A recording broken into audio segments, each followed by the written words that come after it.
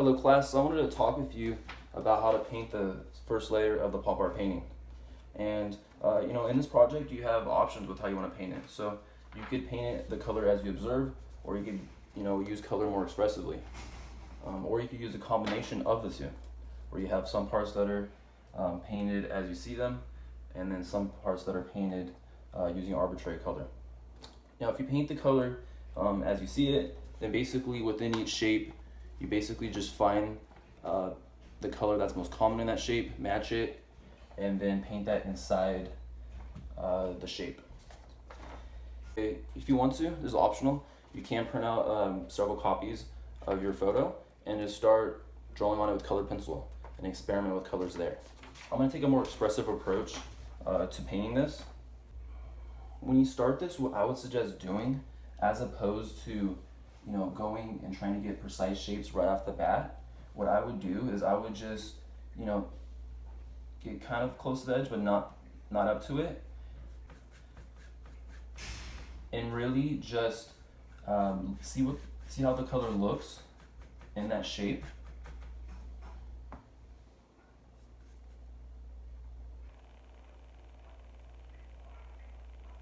And don't worry about getting it perfect yet. At the very beginning, I would really just play with color and see how it looks. And realize that the first color you put down doesn't have to be the color that you end up using in the final painting.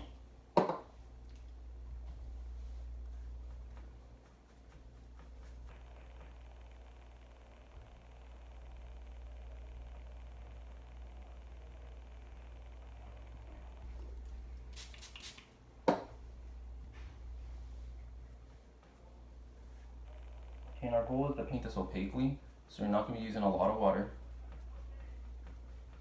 But we're trying to get it relatively smooth, so you don't want to have too many strokes in it. So also I want to apply it so thick that you have these really visible strokes.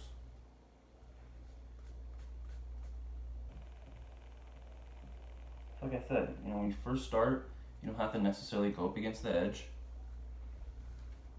Kind of get an idea of what the color is going to look like inside that shape, and more importantly, once we get other shapes painted, see how the colors look together. It's about the color relationships that you create, more so than the individual colors themselves, because how a color looks depends on the colors around it. Okay, and then you could go and place another color in, and like I said, don't worry about pushing it up against the edges and getting perfect precise shapes yet. Just place the color in there and see how it looks. Now you don't want to go across the edge too much, because then what could happen is you could lose the edge, and then when you go to make a precise edge, then you might have a problem.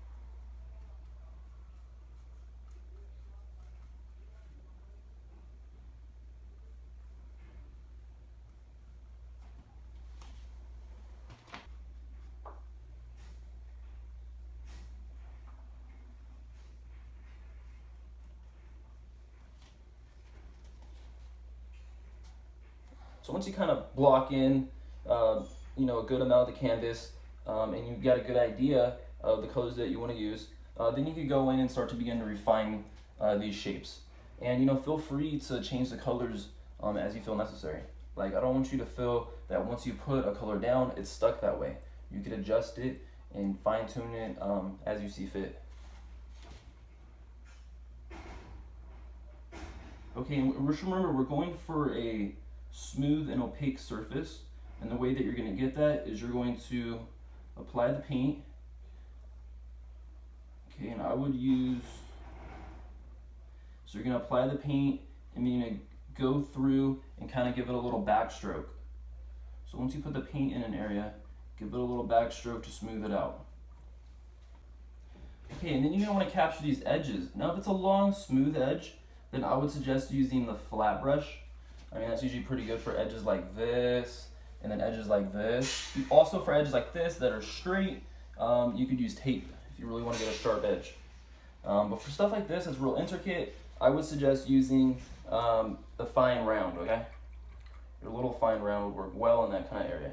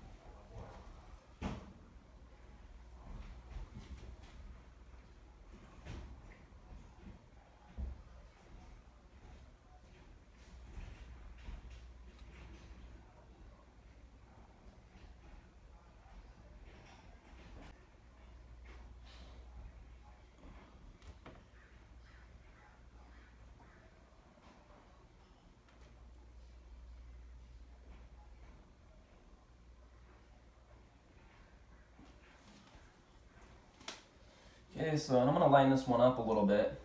Like I said, these colors aren't stuck.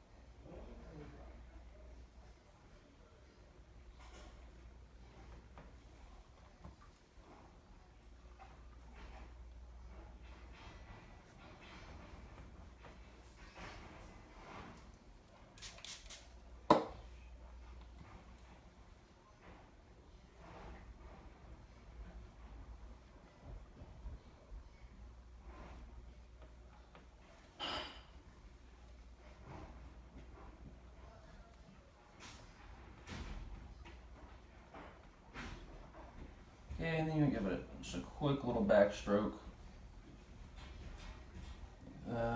When you go next to another color, I would say first you want to make sure it's dry. Okay, if it's wet, it's possible that the color is going to blend into it.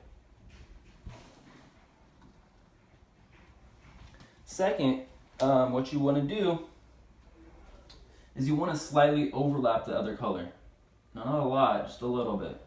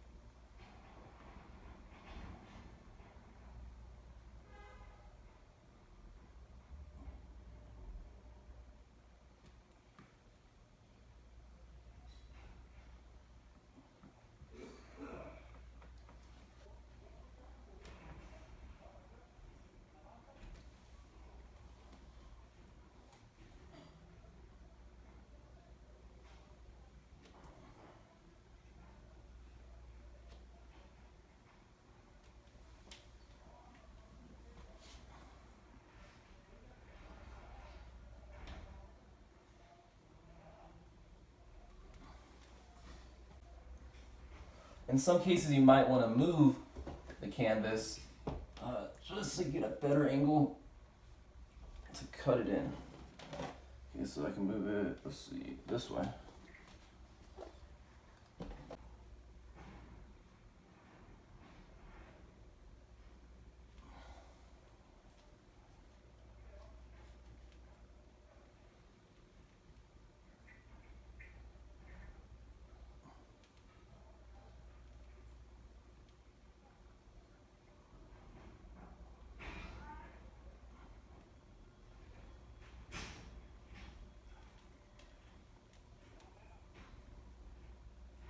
So you want to just across the whole canvas where the shapes are filled in, they're nice and smooth, and you got the edges cut in.